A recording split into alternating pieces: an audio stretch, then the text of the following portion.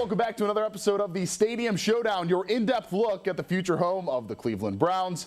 I'm Jeff Slauson. This is the episode that we have been waiting for. It's official. $600 million going from the state of Ohio to the Haslams and, of course, to the build of that new dome in Brook Park. 19's Dan DeRose explains exactly where we stand. Earlier this week, Ohio Governor Mike DeWine said it's not the way he wanted to pay for it, but it did accomplish his two goals. We'll talk about the two goals here in a second. You'll hear more from the governor. Let's talk about what got signed into law. The Cultural and Sports Facility Grant Funds. This is where they take $1.7 billion of the unclaimed funds. That's people with dormant bank accounts that have been sitting for 10, 20 years. Then they take the first $600 million of that and they give it to the Browns Brook Park project. Now, that money does have to be paid back over 16 years. The new taxes that are generated from that fund will go, or from the project, the super project, will go right back into this unclaimed funds, back into the sports facility grant fund. Here's what we're talking about. This will now help for fields, stadiums, museums. The cultural part of this is a big part for the governor. Pro sports. The governor even mentioned the WNBA and the minor leagues. The governor said, look, this had to be two things. It had to be a plan that will exist for years to come to pay for more than just the Browns. And that was the other portion of this. He said it could not come out of the general fund. It could not be the same kind of money that pays for education and roads and health care. That's why he has signed off on the unclaimed funds portion of this. Well, as you know, that was not my first choice. I had another way of doing it. But you know, governors don't get everything they want. Nobody gets everything they want in life. And so the criteria I set forward was it had to be holistic. It couldn't be just about the Browns. It had to be about all our teams in Ohio and future teams, because we're going to get some women's professional sports, more teams coming in. We just heard about the WNBA team in Cleveland. And this will continue to be, you know, an issue. So my criteria is it had to be holistic, it had to be universal, but it also would not spend money out of the general fund that directly competes with education, directly competes with mental health. Stadiums should not compete with mental health. Stadiums should not compete with education. And so this budget, while it didn't do it the way I originally designed it, does that. And that was those two things were my first priorities. Did you have any misgivings initially? Did it take some convincing, some dark nights and soul to get there, or was it sort of like once you saw it, okay, this would work? Well, we all are invested in our own ideas, you know, and our own thoughts and how we want to do things. But what I try to keep in mind is what the end game is, and you know what. I always try to analyze when I'm in a dispute with anyone, or not a dispute, but a conversation with anyone. We're talking about how to do things different ways. What's important to me? What do I think is the most core values here? And to me, the biggest objectives were no taxpayers' dollars used for this, in the sense of nothing coming out of the general fund, nothing competing against education, and it couldn't just be about the Browns. It had to be a universal. And so this proposal, which the legislature wanted to do, satisfied those two things. And when you get the two prime objectives, it seems to me it's time to say, yeah, I'm achieving what I wanted to achieve. I mean, it is a pretty big achievement when you think about it, that if this is done right, no time in the future, long after I'm gone, long after this legislature's gone, no time in the future will it be necessary to take tax dollars to fix up a Great American Ballpark, or to fix up you know, any other field in the state. And it's going to also provide money for cultural activities as well. So look, it wasn't my choice of where to take the money, but I achieved the two objectives that I thought were the most important. As you heard, that's not how the governor wanted to pay for it. He wanted to double the taxes on sports gambling in the state. People are using things like DraftKings to make bets on sports. He wanted to double that tax and pay for this that way. But ultimately, the legislature had a different idea, and now the governor has signed off on it. Dan DeRose, 19 News. All right, Dan, thanks so much. Now, predictably, Jimmy and Dee Haslam thrilled with this decision. This means that the team can move forward now with all of their plans. They released a statement as soon as the announcement took place, saying, and I quote, "We respect the firm commitment and leadership that Governor DeWine and the Ohio Senate and House have shown in their collaborative work to find a responsible way to support such a transformative project." The new enclosed Huntington Bank Field will be completely fan-centric, a first-of-its-kind design in the NFL, and a dynamic venue that draws visitors from across Ohio and beyond for concerts and significant sporting events throughout the year. The statement ends with, "We appreciate the support of state leaders and their belief in this transformative project." So obviously the owners of the Cleveland Browns would be happy with this. Now those that represent the city of Cleveland and Cuyahoga County, they are not. We're going to pull up for you now a statement from Mayor Justin Bibb. He said, and I quote, "We are deeply disappointed that the final state budget includes both a $600 million public subsidy for a dome stadium in Brook Park and changes to Ohio's Modell law, provisions we strongly opposed and requested be removed. Relocating the Browns will divert economic activity from downtown, create a competing entertainment district, and disrupt the momentum of our lakefront redevelopment. It will also trigger substantial taxpayer-funded infrastructure upgrades, including highway reconfigurations and public safety enhancements, adding significant public costs on top of the stadium itself." The mayor goes on to say, "We will continue to protect taxpayer resources and pursue this once-in-a-generation opportunity to reimagine our shoreline. Clevelanders deserve a world-class lakefront, and we will deliver on that promise." Cuyahoga County Executive Chris Ronayne shares in those aggravations. In fact, earlier this week, he said that he is still not giving up on the Browns staying downtown because, according to him, there is still a large chunk of money that's unaccounted for. Let's listen. $100 million in there for the Browns. Do you take that to mean that this is a done deal and they're going to move? I don't. Obviously, the Browns got their $600 million. They got it from us. They got it from unclaimed funds. I continue to say to people, look at unclaimedfunds.ohio.gov. You may have your money there, and don't let them take it. But as far as the rest of the story, the Browns have said to us that they need $600 million more, and we have said to them, because they sent us a letter and said we don't actually need county money to execute on this project, we're saying to Jimmy and Dee Haslam, then pull it out of your own pocket. Don't pick it out of the pocket of Cuyahoga County taxpayers.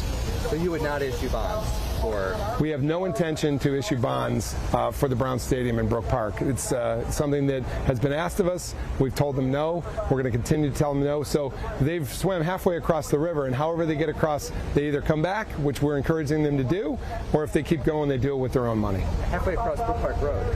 Halfway across Brook Park Road. One more thing on this. There is a syntax extension green light, I think, in the budget. Are you going to take it? Do you think the county needs to now go to the ballot on a syntax? The syntax as issued to us from on high in the state government does not help us locally. It's not enough money to fix what we need to fix at Rocket Arena and Progressive Field. We intentionally went out early on to help our Cleveland Guardians, to help our Cleveland Cavaliers with capital facilities that renew on a commitment to keep these facilities strong for the foreseeable future as they've signed leases to be in Cleveland and downtown Cleveland. So we are right now seeing a bill come back to us that doesn't help us help the Cavs and the Guards. And the reason is because they looped the Browns into this in Brook Park and they diluted the funding sources. So for us, it's not enough, and it's diluted in a way that we're not going to be able to put it on the ballot to help our Cavs and our Guards. And that falls squarely at the feet of the Cleveland Browns and the state legislature. They enabled the Browns to jump into the syntax tent to further enable that move out to Brook Park, and that dog is not hunting. Is there polling of inter-county residents to suggest that would be done on arrival? Now, there is polling with county residents that shows, number one, the Brook Park boondoggle is wildly unpopular, as it should be. It's a wildly unpopular idea among our citizens. Unfortunately, our citizens haven't been asked by Haslam Sports Group about this move. We don't think they've asked their fans. They may have asked some of the fans in the suites around them, but what about the fans in the dog pound? What about those who've been faithfully at tailgating down the street here at the Muni lot for years? I mean, this is something that is really really about our citizens, our residents, our taxpayers, and our fans, and nobody's really asked them. But we did do a poll, and that poll shows it's wildly unpopular to take the Browns to Brook Park. That poll shows that well over 60% of our residents do not want to see the move to Brook Park, and when you add back in the undecideds, it's about 70-30, and I think that's probably still low.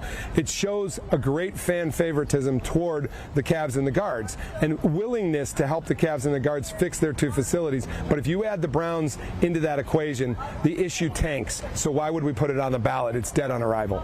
And coming up after the short break, we're going to have a reaction from Brook Park's mayor and what they are going to need to do to be able to welcome an NFL team to their city. That after 90 seconds.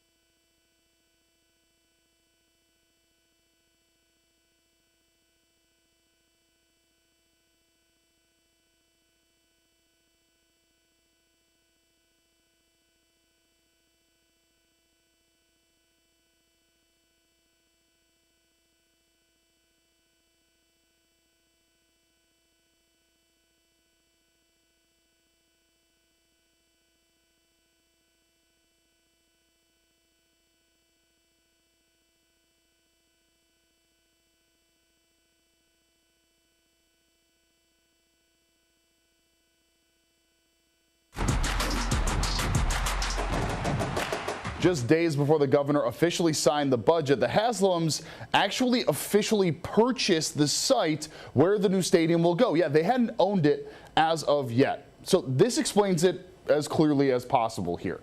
Essentially, the Browns had contracted the right to buy the site, right? So they were able to, but they just hadn't yet. So on Friday, it became official. $76 million was the purchase price for the 76-acre site in which that stadium will sit. But again, all of that just happening on Friday. Now that, combined with the governor signing off on the $600 million, music to the ears of Brook Park, and in particular, its mayor. 19's Aria Janelle spoke with him just moments after it was official that the team would be coming to Brook Park. Mayor Orcutt tells me he's excited that the state is willing to put so much money behind a project he truly believes in. He says he spoke to the Haslams early Tuesday morning, and they are moving forward with this project.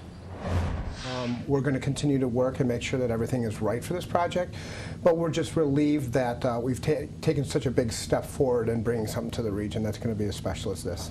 The city of Brook Park and Haslam Sports Group are one step closer to moving the Browns and creating a new dome stadium. With the state budget now passed, giving $600 million to the project, Mayor Edward Orcutt says the city is moving on to the next step. The redistricting is going to be a wide variety of options to be able to put into the mixed-use area, from homes to retail. If the plan gets approved by the Planning Commission, then it will go to the City Council to be voted on. Once redistricting is done, the city will work on a traffic study and start money talks. When I asked the mayor how much the city of Brook Park was willing to spend for the new stadium, the mayor's answer wasn't cut and dry, saying right now those numbers are being kept private. There's only a certain threshold that Brook Park will be able to afford. You know, obviously we have our obligations of increased operational costs for, you know, operating a city. As we bring new things here, we're going to have to make sure that we can govern it. But how much money do you think the city should invest? Early Tuesday, County Executive Chris Ronayne said he did a poll and most people don't want the Browns to move. Mayor Orcutt says this is news to him. What I would say to the county executive is, you know, send those residents' numbers over to me, and I'll bring them in and educate them on what a special and wonderful project this is for us. It's exciting. It's going to be very popular. It's going to be the best NFL stadium in the league.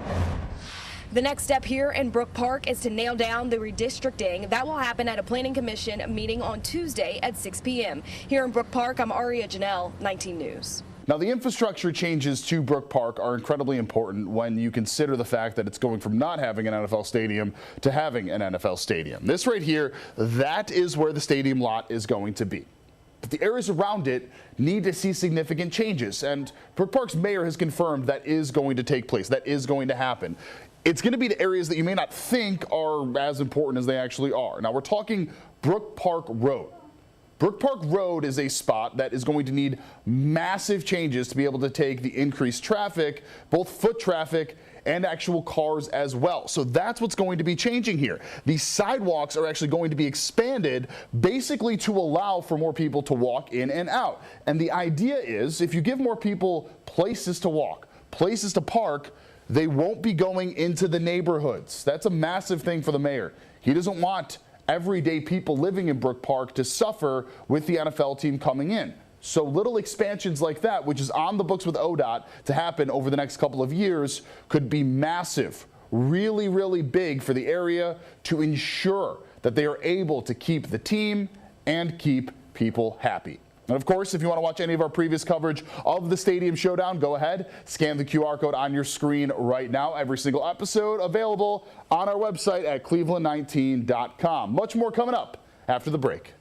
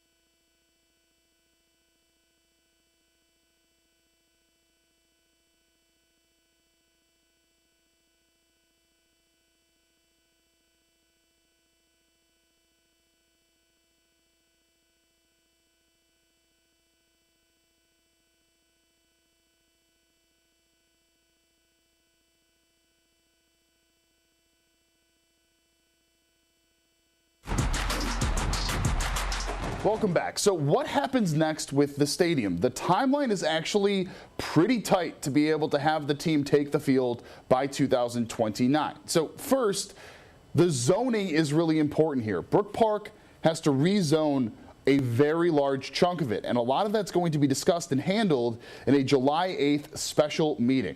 Council's actually out of session right now. They will be getting back together for special sessions to be able to handle a lot of this because, again, the timeline's pretty tight. Boots need to be in the ground by Q1 of 2026. Yeah, that is less than a year away from construction starting. Then, 2029, first season for the team. So, a lot's got to get done between now and 2026 to be able to have the team ready to roll. So when it comes to the lawsuits that we have been following, the federal and the state lawsuit, we do have some minor updates on this, but a lot of it may not matter pretty soon due to the changes to the Modell law. First, let's get to the updates in the legal case. So just very briefly here, as far as the federal lawsuit goes, the Browns federal lawsuit is currently on hold.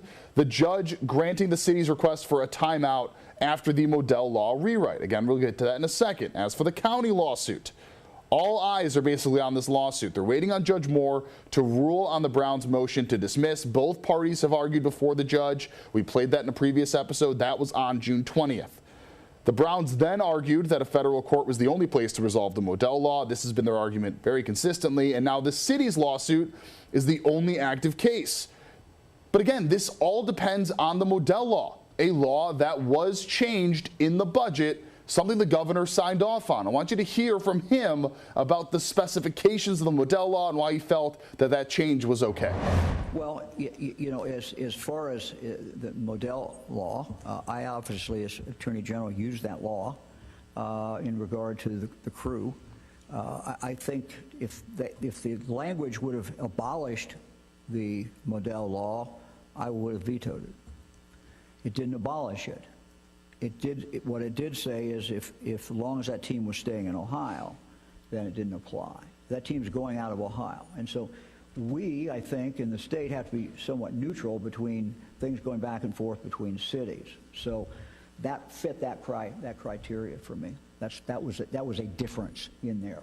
So yeah, with the Modell Law changes, really curious to see how that plays out in court, given that both lawsuits are very much so centered on the Modell Law. Last thing we want to touch on here, the Haslams announcing very shortly after getting that funding, a message to the fans, and within it, an alert on tickets. So basically 3 ways to secure your spot in the new stadium. 1, current season ticket members are given top priority. 2, you can become a season ticket member right now, and that would help you then, of course, get in the queue. You can be what they call a next-gen STMS. That's season ticket members. Basically, you can go to Ticketmaster and pay a one-time $250 per seat fee that would allow you to get in line after the season ticket holders to buy a seat in the new stadium. Maximum of 4 seats with that. But that's basically the 3 ways they want to let fans know, hey, if you're really excited about this and you want a spot in the new stadium, here's how you do it. In addition to the statement that we talked about earlier on in the show, the Browns also released kind of a fact sheet about the new development. Now, everything on it is pretty much what you all heard. But one thing that they have admitted on this is related to the success of the team over the last few years and how it is a priority, according to them, to improve the on-field product as well as the stadium feel as well. So let's just read that part really quickly. This was, again, a letter to the fans from the Browns. This section reads, and I quote, "Humbly and admittedly, we have not had the success our fans deserve on the field, but we have always tried to hire the right people to put us on the path to success, and our commitment remains steadfast to building a championship caliber team, a world-class stadium, and fan experience, and continuing to give back to the community." This is the first real acknowledgement of the lack of success, kind of coinciding with the stadium that they are trying to build. In addition to that, they also submitted a little bit of an explanation on the project as well. So just going to pull this up for you with a couple of things that they say this new stadium will have. We've mentioned that it's $2+ billion. According to this, they will have the largest locker room in the NFL, the largest concourse in the NFL, the largest fan wall in the NFL, and the closest first and last row seats in the NFL. And of course, if you'd like to ask us a question to be answered on air, go ahead, scan the QR code on your screen right now. Love to hear from all of you at home. And that is it for our latest episode of the Stadium Showdown. Again, this is an episode that we have absolutely been waiting for because it provides a ton of clarity, but that doesn't mean that this is finalized. We will continue to have these shows to be able to break down every single bit of what is going on until, of course, we start to see shovels in the ground and the team officially playing somewhere in 2029. Thank you so much for watching. I'm Jeff Slauson. Have a great week. Enjoy your 4th. We will see everyone in a week.